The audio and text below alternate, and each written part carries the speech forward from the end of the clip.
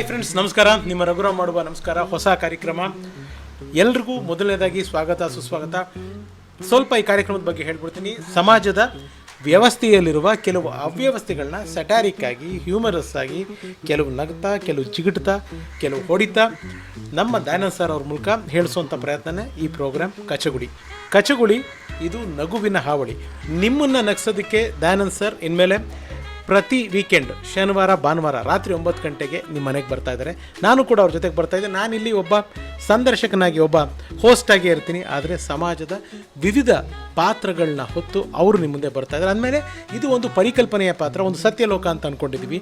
ಈ ಸತ್ಯಲೋಕದ ಪರಿಕಲ್ಪನೆಯ ಪಾತ್ರ. ಈ ಥರ ವ್ಯಕ್ತಿ ಪ್ರಪಂಚದಲ್ಲಿ ಯಾರೂ ಇರಲ್ಲ. ಇದು ನಾವು ಕಲ್ಪನೆ ಮಾಡ್ಕೊಂಡಿರೋಂಥ ಪಾತ್ರ. ಯಾವ ವ್ಯಕ್ತಿಗೋ ಸಂಸ್ಥೆಗೋ ಉದ್ದೇಶಿಸಿ ನಾವು ಇದನ್ನು ಮಾಡ್ತಾ ಇಲ್ಲ. ಇದನ್ನು ಮೊದಲನೇದಾಗಿ ತಿಳಿಸ್ತಾ ಇದ್ದೀನಿ. ಇದು ಕಚಗುಳಿ, ನಗುವಿನ ಹಾವಳಿ. ಸತ್ಯ ಅನ್ನೋದು ಒಂದು ನಗ್ನ. ಆ ನಗ್ನವನ್ನು ಬಿಚ್ಚಿಡೋದಕ್ಕೆ ನಾವು ಈ ಕಾರ್ಯಕ್ರಮದ ಮೂಲಕ ಇಡ್ತಾ ಇದ್ದೀವಿ ಲಗ್ನ. ಹಾಗಿದ್ರೆ ಈ ಕಚಗುಳಿ ಅನ್ನೋ ಪ್ರಯತ್ನಕ್ಕೆ ನೀವು ನಿಮ್ಮ ಒಂದು ನಗುವಿನ ಬಳುವಳಿ ಕೊಟ್ಟು ನಮಗೆ ಒಂದು ಗೆಲುವಿನ ಬಳುವಳಿ ಕೊಡಿ. ಸೊ ಖಂಡಿತ ನಿಮ್ಮ ಒಂದು ಪ್ರೀತಿ ಪ್ರೇಮನ ನಾವು ಎಕ್ಸ್ಪೆಕ್ಟ್ ಮಾಡ್ತಿದ್ದೀವಿ. ಫಸ್ಟ್ ಎಪಿಸೋಡ್ ಆಗಿರೋದ್ರಿಂದ ಇಷ್ಟು ಮಾತಾಯಿತು. ನೆಕ್ಸ್ಟ್ ಎಪಿಸೋಡ್ದಲ್ಲಿ ಇಷ್ಟು ಮಾತುಗಳಿರಲ್ಲ. ಈಗ ನಾನು ನಿಮ್ಮ ಮುಂದೆ ಒಬ್ಬ ಅದ್ಭುತವಾದ ವ್ಯಕ್ತಿನ ಪರಿಚಯ ಮಾಡ್ತಾಯಿದ್ದೀನಿ. ಅವರು ಅನಿವಾಸಿ ಭಾರತೀಯ. ಅವರು ಯಾರು, ಏನು, ಹೇಗಿರ್ತಾರೆ, ಅವ್ರ ಹೆಸರೇ ಮಜಾ ಇದೆ. ಅವೆಲ್ಲವೂ ಈ ಒಂದು ಪಾತ್ರದಲ್ಲಿ ನಿಮ್ಮ ಮುಂದೆ ಈಗ. ಹಲೋ, ಇದು ಹೊಟ್ಟೆ ಹೊರ್ಕೊಳ್ಳೋರಿಗೆ ಅಲ್ಲ, ಸಂತೋಷಪಟ್ಟು ನಗೋರಿಗೆ ಮಾತ್ರ.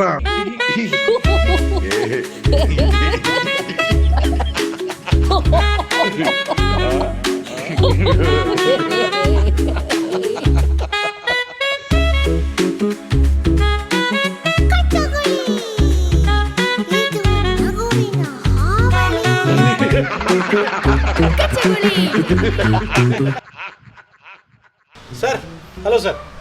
ಹಾಯ್ ನಮಸ್ಕಾರ. How are you? ಫೈನ್.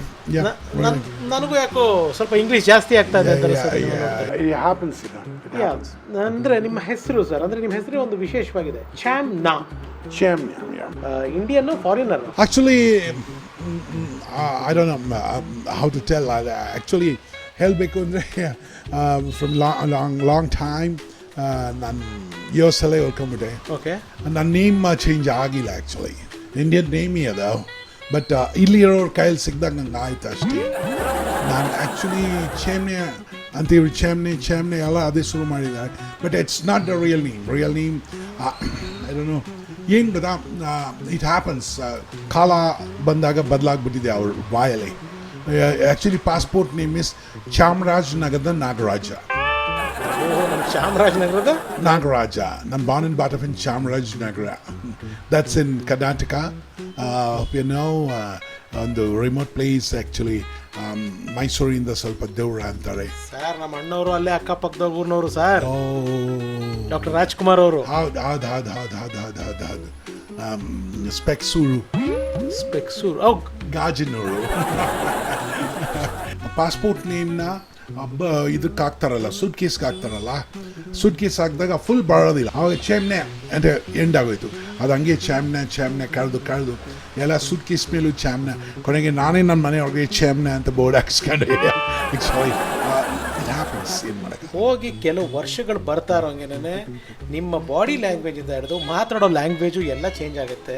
ಆ್ಯಕ್ಸೆಂಟ್ಗಳು ಹಾಕ್ತೀರಾ. ವೈ, ಯಾಕೆ? ಮಿಸ್ಟರ್ ರಾಘವ್, ಅರ್ಧ ಗಂಟೆ ನನ್ನ ಜೊತೆ ಮಾತಾಡಿ ನಿಮ್ಮ ಸ್ಟೈಲ್ ಚೇಂಜ್ ಆಗಿಬಿಡುತ್ತೆ. It's like that, universal style.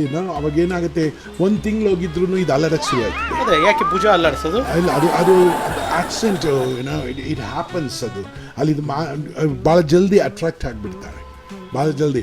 ಇನ್ನೊಂದು ಆ ಥರ ಇರೋದು ಏನು ಗೊತ್ತಾ, ಉತ್ತರ ಕರ್ನಾಟಕ.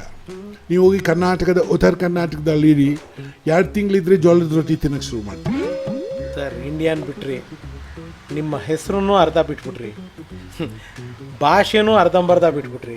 ಹೆಂಗೆ ಸರ್ ಹಿಂಗಾಗ್ಬಿಟ್ರೆ? ಇಲ್ಲಿ ಓದಿದ್ವಿ, right? The primary education was here. ಇಲ್ಲಿ ಕೆಲಸ ಮಾಡಕ್ಕೆ ಹೋದರೆ ಫಸ್ಟ್ ಥಿಂಗ್ ಜಾತಿ ಕೇಳ್ತಾರೆ, ಲಂಚ ಕೇಳ್ತಾರೆ.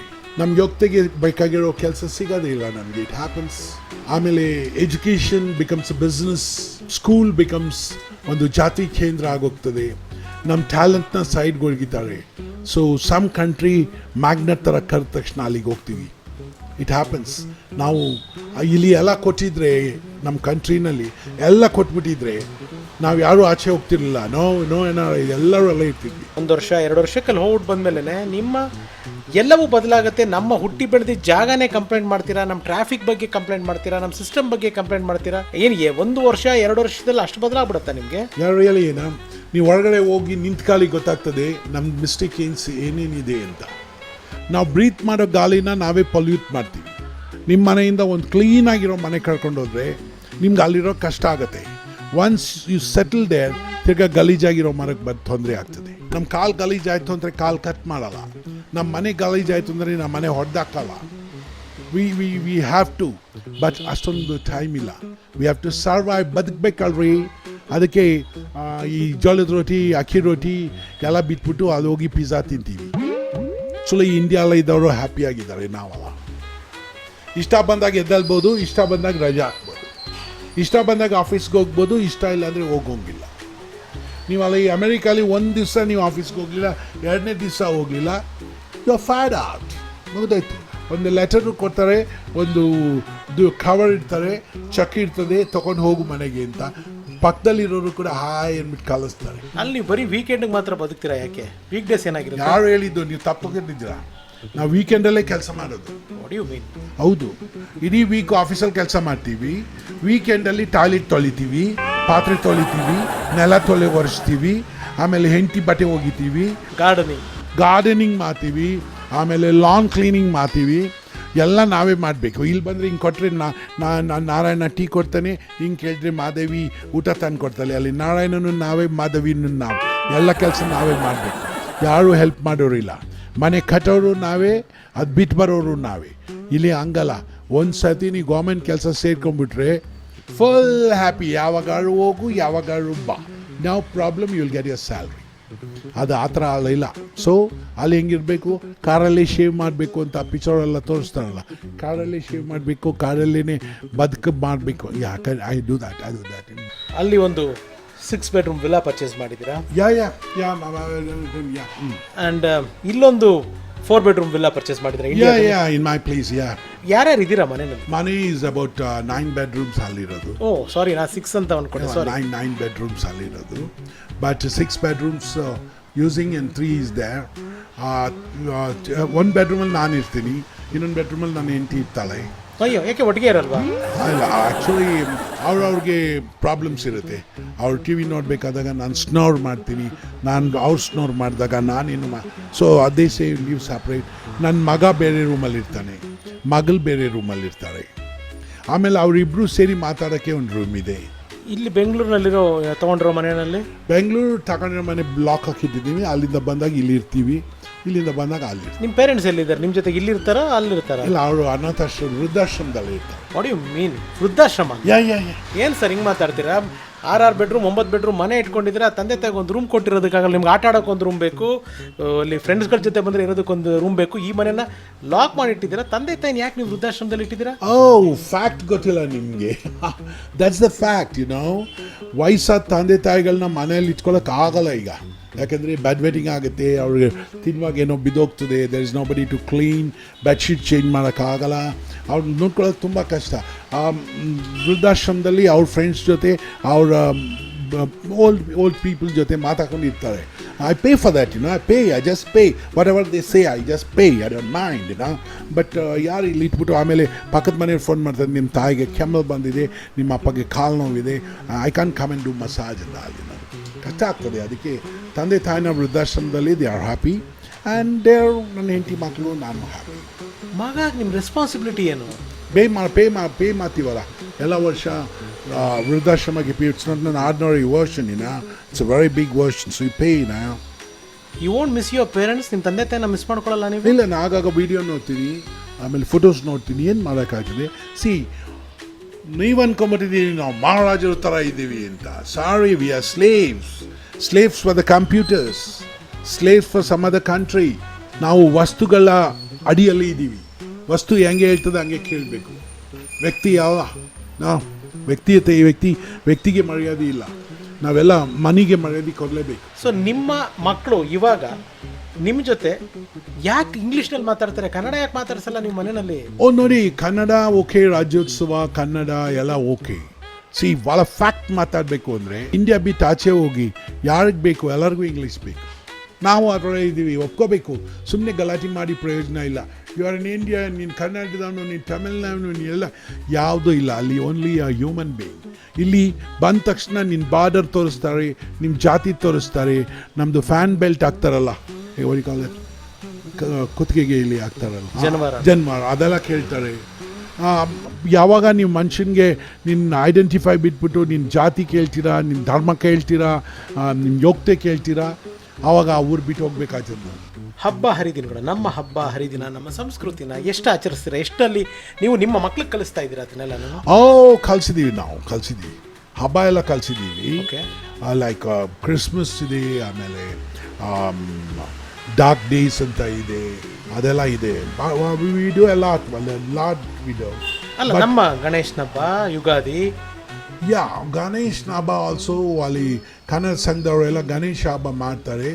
ಒಂದು ಗಣೇಶ ತರ್ತಾರೆ, ಆಮೇಲೆ ಅದನ್ನು ನೋಡ್ತಾರೆ, ಗಣೇಶ ಇವ್ರನ್ನ ನೋಡ್ತಾರೆ, ಇವ್ರು ಗಣೇಶನ ನೋಡ್ತಾರೆ, ಆಮೇಲೆ ಸ್ವಲ್ಪ ತಿಂಡಿ ತಂದಿರ್ತಾರೆ, not the original ones, of course it's made ಅಲ್ಲಿ ಪ್ಲಾಸ್ಟಿಕ್ನಲ್ಲಿ ಮಾಡಿರೋದು ತಂದಿರ್ತಾರೆ. ಆಮೇಲೆ ಈಗ ಕೆಲವರು ಅಡುಗೆಯವ್ರನ್ನ ಕಲಿಸಿ ಅಡುಗೆ ಮಾಡಿಸ್ತಾರೆ, ಆವಾಗ ಗಣೇಶನ ಮಾಡ್ತಿರ್ತಾರೆ ಒಳ್ಳೆ ಅಡುಗೆ. ಬೇರೆ ಕಂಟ್ರಿನಲ್ಲಿ ನಾವು ಅಷ್ಟೇ ಪೂಜೆ ಮಾಡೋಕ್ಕಾಗೋದು, ಮರ್ತೋಗ್ಬಿಡ್ತಾರೆ. ನಮ್ಮ ಮಕ್ಕಳಿಗೆ ಗಣೇಶ ಅಂದರೆ ಯಾರು ಗೊತ್ತಿಲ್ಲ. ಗಣೇಶ ಅಂದರೆ ಅಫ್ಕೋರ್ಸ್ ದೇಸಿ ಇಂಡಿಯನ್ ಫಿಲಿಮ್ಸ್, ಅವು ಗೋಲ್ಡನ್ ಸ್ಟಾರ್ ಅಂತ ಕೇಳ್ತಾರೆ, ಹಂಗಾಗ್ಬಿಟ್ಟಿದೆ. ಗಣೇಶ ಅಂದರೆ ಮುಂಗಾರು ಮಲೆ ಮಾದನವ, ಸೊ ಆ ಫಿಲ್ಮ್ಸಲ್ಲಿ ಪ್ರೊಜೆಕ್ಟ್ ಆಗಿತ್ತು. ಸೊ ಗಣೇಶ ಅಂದರೆ, mom tell me what is the difference with the Ganesha which comes on the festival and comes on the screen ಅಂತ ಕೇಳಿದ್ರು. ನಿಮ್ಮ ಮಕ್ಕಳಿಗೆ ಅವರ ಅಜ್ಜಿ ತಾತನ ಅಟ್ಯಾಚ್ಮೆಂಟ್ ಯಾವ ರೀತಿ ಇದೆ? ಇಲ್ಲ, ಎಲ್ಲ ಕಳ್ಕೊಂಡ್ಬಿಟ್ಟಿದ್ದೀವಿ. ಭಾರತ ದೇಶ ಇರೋಷ್ಟು ಸಂಬಂಧಗಳು ಇನ್ಯಾವ ದೇಶದಲ್ಲೂ ಇಲ್ಲ. ಅಲ್ಲ, ಅವ್ರಿಗೆ ಅನ್ಸಲ್ವಾ ನಮ್ಮ ಅಜ್ಜಿ ತಾತನ ನೋಡಬೇಕು, ಹೋಗಬೇಕು, ಮಾಡಬೇಕು ಅಂತ? ನಾವು ಆ ಪ್ರೀತಿ ಹುಟ್ಟಾಕ್ಲೇ ಇಲ್ಲ ಅವ್ರಿಗೆ. ನಾವು ನಮ್ಮ ಅಜ್ಜಿ ತಾತನ ಮರ್ತ್ಬಿಟ್ಟು ಬಂದ್ಬಿಟ್ವಿ. ಇವಾಗಲೂ ಕಾನಲ್ಲಿ ನೀರು ಬರ್ತದೆ ಯೋಚನೆ ಮಾಡಿದ್ರೆ. ನಮಗೆ ಏನೋ ಕೆಲವು ಟೈಮ್ನಲ್ಲಿ ಕೂತ್ಕೊಂಡು ನಾವು ಟ್ರಾವೆಲ್ ಮಾಡುವಾಗ ನಿದ್ರೆ ಮಾಡ್ಬಿಡ್ತೀವಿ. ಆವಾಗ ನೆನ್ಪು ಬರೋದು ನಮ್ಮ ಅಜ್ಜಿ ಇಲ್ಲಿ ಕಾಲ ಮೇಲೆ ಇಟ್ಕೊಂಡು ನಿದ್ರೆ ಮಾಡಿಸ್ತಾ ಇದ್ದು. But we can't do that, ನಮ್ಗೆ ಆಗೋದಿಲ್ಲ. ಸೊ ಅಟ್ಯಾಚ್ಮೆಂಟ್ಸೇ ಇಲ್ಲ, ಮಕ್ಕಳ ಜೊತೆ ಅಟ್ಯಾಚ್ಮೆಂಟ್ಸ್ ಇಲ್ಲ. ಆ ಮಕ್ಕಳು ಹೆಂಗೆ ಅಂತೀರಾ, ಮಕ್ಕಳಿಗೆ ಪ್ರಾಬ್ಲಮ್ ಇದೆ. ಏನು ಪ್ರಾಬ್ಲಮ್ಮು ಅಂದರೆ, ಆಫ್ಟರ್ 7th ಸ್ಟ್ಯಾಂಡರ್ಡ್ ಆಗುವಾಗಲೇ ಅವ್ರಿಗೆ ಗರ್ಲ್ ಫ್ರೆಂಡ್ ಇರ್ತಾರೆ. 8th ಸ್ಟ್ಯಾಂಡರ್ಡ್ ಆಗಿ 10th ಸ್ಟ್ಯಾಂಡರ್ಡ್ ಹೋಗೋದ್ರೊಳಗೆ ದೇ ಲಿವ್ ಟುಗೆದರ್, ಬೇರೆ ಕಡೆ ಹೋಗಿರ್ತಾರೆ. ಸೊ ನಮ್ಮಿಂದ ಡಿಟ್ಯಾಚ್ ಆಗಿಬಿಡ್ತಾರೆ. ನಾವಿಲ್ಲಿ ನಮ್ಮ ಅಪ್ಪ ಅಮ್ಮನ್ನ ಬಿಟ್ಟು ಬಂದ್ವಿ, ಅವರು ನಮ್ಮನ್ನು ಬಿಟ್ಟು ಹೋದ್ರು. ನಾವು ವಾಪಸ್ ಇಂಡಿಯಾಗೆ ಹೋಗೋಕ್ಕಾಗಲ್ಲ, ದಟ್ ಈಸ್ ದ ಫ್ಯಾಕ್ಟ್. ನೀವು ಹೇಳ್ಬೋದು ಇಂಡಿಯಾಗೆ ಬಂದ್ಬಿಡಿ ಅಂತ. ಇಂಡಿಯಾಗೆ ಬಂದರೆ ಏನು ಕೇಳ್ತಾರೆ ಎಲ್ಲರೂ? Okay, I live the slang everything, ಏನಪ್ಪ ಚೆನ್ನಾಗಿದೆ ಅಂತ ಮಾತಾಡ್ಕೊಂಡು ಬರ್ಬೋದು. But what do they ask me? ಎಲ್ಲಿ ನಿಮ್ಮ ಮಗ, ಎಲ್ಲಿ ನಿಮ್ಮ ಮಗಳು living together with someone else, ಮಗ living together with someone else. ನಾವು ಯಾರನ್ನ ಮುಖ ತೋರಿಸ್ಕೊಂಡು ವಾಪಸ್ ಹೋಗೋದು? ನಮ್ಮ ಸಂಸ್ಕೃತಿ ಹೋಯ್ತು, ನಮ್ಮ ಅಪ್ಪ ಅಮ್ಮ ಹೋದ್ರು, ನಮ್ಮ ಲ್ಯಾಂಗ್ವೇಜ್ ಹೋಯ್ತು, ನಮ್ಮ ಡಾಲರ್ಸ್ ಮಾತ್ರ ಉಳೀತು, ನಮ್ಮ ಫೆಸ್ಟಿವಲ್ಸ್ ಹೋಯ್ತು, ನಮ್ಮ ಸಂಬಂಧಗಳೆಲ್ಲ ಹೋಯ್ತು, ನಮ್ಮ ಫೀಲಿಂಗ್ಸ್ ಹೋಯ್ತು. ಡಾಲರ್ಸ್ ಮಾತ್ರ ಇಟ್ಕೊಂಡಿರೋ ಒಂದು ವ್ಯಕ್ತಿಯಾಗಿ ಉಳ್ಕೊಂಬತ್ವಿ. ಇಲ್ಲಿ ಬಂದರೆ ಎಲ್ಲರೂ ಏನು ಕೇಳ್ತಾರೆ ಗೊತ್ತಾ? ಯಾವಾಗ ಬಂದ್ರಿ ಅಂತ ಕೇಳೋದಿಲ್ಲ, ಯಾವಾಗ ಹೋಯ್ತೀರಾ ವಾಪಸ್ಸು. ಅದೇ ಯಾಕೆ 4 weeks 6 weeksಗೆ ಬರ್ತೀರಾ? ಯಾಕೆ ಅದ್ರ ಮೇಲೆ ನಮ್ಗೆ ಇರೋಕ್ಕಾಗಲ್ವ? ನಮ್ಮೂರಲ್ಲಿ ಕೆಲಸ ಹೋಗ್ಬಿಡ್ತದೆ. ಓ ಎಸ್ ನಾಟ್ ಕಮ್, ಇನ್ನೊಬ್ರು ಕೊಡು ಅಂತಾರೆ. ಇಲ್ಲ, ಹಂಗಲ್ಲ. ಒಂದ್ಸತಿ ಕೆಲಸ ತಗೊಂಡ್ರೆ ಈಸ್ ಫಿಕ್ಸ್ಡ್. ಆಮೇಲೆ ಅಲ್ಲಿಂದ ಮಕ್ಕಳನ್ನ ಕರ್ಕೊಂಡ್ಬಂದ್ರೆ ಇಲ್ಲಿ ಇಡೋಕ್ಕಾಗಲ್ಲ. ಫೋರ್ಸಿಬಲಿ ಕರ್ಕೊಂಡ್ಬಂದ್ರೆ ಇಲ್ಲಿ ಸೊಳ್ಳೆ ಕದೀತದೆ. ಇಲ್ಲಿ ಮಕ್ಕಳು ಇರೋರು ನಾಯಿ ಕಚ್ಚಿದ್ರು ಚೆನ್ನಾಗಿರ್ತಾರೆ, ಬಟ್ ಅಲ್ಲಿಂದ ಮಕ್ಕಳು ಕರ್ಕೊಂಡ್ಬಂದ್ರೆ ಸೊಳ್ಳೆ ಕದ್ರೆ ಸತ್ತೋಗ್ಬಿಡ್ತಾರೆ. ಏನು ಮಾಡೋಕ್ಕಾಗ್ತದೆ? ಸೊಳ್ಳೆ ಕದ್ದು ಸತ್ತೋಗ್ತಾರೆ. ಆಮೇಲೆ ಜಿರ್ಲೆ ನೋಡಿದ್ರೆ ಇವರು ಡ್ರ್ಯಾಗನ್ ನೋಡ್ದಂಗೆ ಆಡ್ತಾರೆ. ಹಲ್ಲಿನ ನೋಡಿದ್ರೆ ಓ ಗಾಡ್ ಇದ್ಯಾವುದು ಪ್ರಾಣಿ ಅಂತಾರೆ. ಯಾವ ಪ್ರಾಣಿನೂ ಗೊತ್ತಿಲ್ಲ ಅವ್ರಿಗೆ.